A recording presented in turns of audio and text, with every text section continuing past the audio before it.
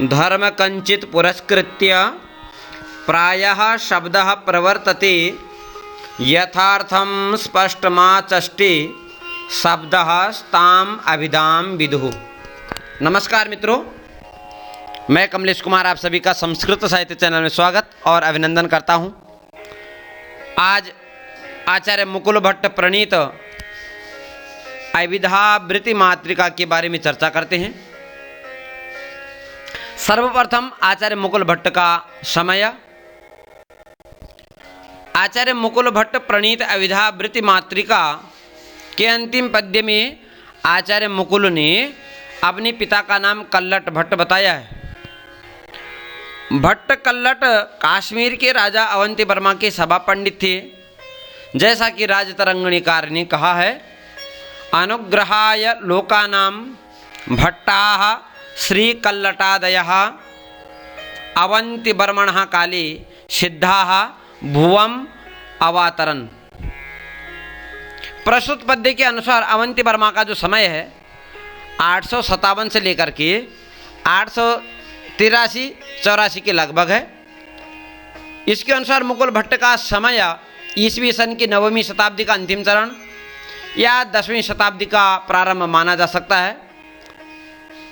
मुकुल भट्ट आनंदवर्धन और रत्नाकर के समकालीन थे। इसे पता चलता है क्योंकि मुकुल भट्ट ने सहृदय शब्द का प्रयोग किया है, अर्थात 9वीं शताब्दी का समय आचार्य आनंदवर्धन का भी है।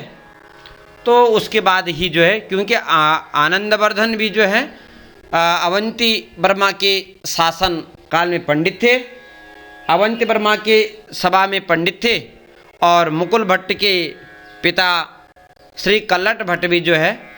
तो इससे पता चलता है कि मुकुल भट्ट का जो समय है वो 9वीं शताब्दी का उत्तरार्ध और 10वीं शताब्दी का पूर्वार्ध सिद्ध होता है। भट्ट कल्लट काश्मीर के यशस्वी पुरुष हैं और राजतरंगिणीकार कलहण इन्हें अवतार कहते हैं। मुकुल भट्ट नाम में जो भट्ट शब्द है उससे तो स्पष्ट प्रतीत होता है कि आचार्य मुकुल भट्ट काश्मीर के निवासी थे। आचार्य मुकुल भट्ट प्रणीत अभिधावृत्ति मातृका। मुकुल भट्ट की एकमात्र कृति अभिधावृत्ति मातृका है। यह एक लघुकाय ग्रंथ है। प्रस्तुत ग्रंथ में 15 कारिकाएँ हैं और जिन 15 कारिकाओं पर मुकुल भट्ट ने ही वृत्ति लिखी है। यह पद वाक्य प्रमाण के समान उपकारी है। जैसे स्वयं कहते हैं कि पद वाक्य प्रमाणेषु तदेतत् प्रतिबिंबनम यो योजयति साहित्ये तस्य वाणी प्रसीदति।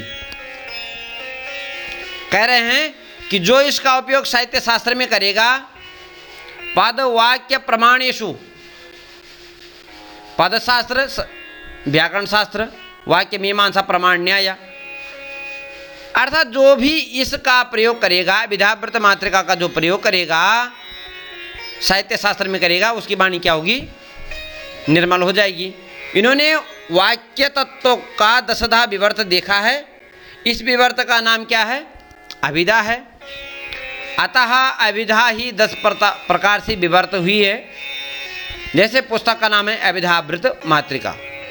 अभिधा के 10 वृत्तों का प्रस्तुत ग्रंथ में कारिका और वृत्ति द्वारा विवेचन किया गया है। कहते हैं कि इति एतद् अभिधावृतम 10धात्र विवेचितम। इसमें 4 भेद अभिधा के हैं और 6 भेद अभिधा से प्रतीत हुए। अर्थ के संबंध से प्रतीत होने के कारण लक्षणा के हैं, अर्थात मुख्यार्थवादी जब बाद होता तो लक्षणा होती है। अतः प्रस्तुत ग्रंथ में अभिधा और लक्षणावृत्ति का निरूपण किया गया है। लक्ष्यार्थ प्रतीति में अविधेयार्थ का संबंध कारण है और अभिधा अविधेयार्थ से प्रतीत है। अतः लक्षणा का मूल भी अभिधा ही है।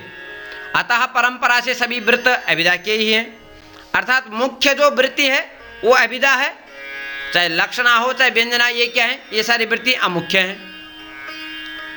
मुकुल भट्ट के ग्रंथ की वृत्ति में प्रमाण रूप से महाभाष्यकार पतंजलि, मीमांसाकार कुमारेल भट्ट, मीमांसाकार सबर स्वामी और आनंदवर्धन जैसे आचार्यों का निर्देश प्राप्त होता है।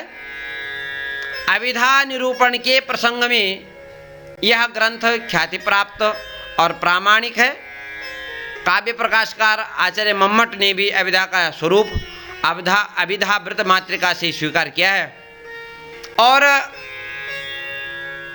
उपादान लक्षणा और लक्षणा जो लक्षणा के दो भेद हैं, ये जो हैं अभिधा व्रत मातृका से ही आचार्यों के द्वारा लिए गए हैं, अर्थात यहीं से प्रारंभ हुए हैं ये दो उपादान लक्षणा, स्वसिद्ध ही पराक्षेप और लक्षण परार्थम स्वसमर्पणम। तो अभिधा व्रत मातृका एक संक्षिप्त जिसमें 15 कारिकाएं हैं और अभिधा को आश्रित लेकर के इस ग्रंथ को लिखा गया है। नमस्कार, धन्यवाद।